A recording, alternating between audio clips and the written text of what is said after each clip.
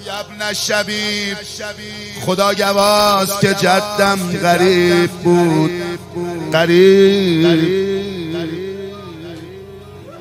به گریه گفت که گودال سر ناگفته است، لحوف گوشه ای از اتفاق را گفته است.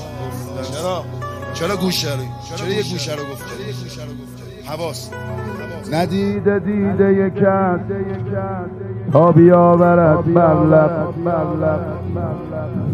ندیده دیده یک کس تا بیاورد بر لب. تو گودال کسی نبوده، در آن میانه فقط شمر بوده با زینب. چادرم زیر پای قاتل، خواهرت قاطی اراذل. صدا بزن صلی الله علیه یا رحمت الله الواسع حسین.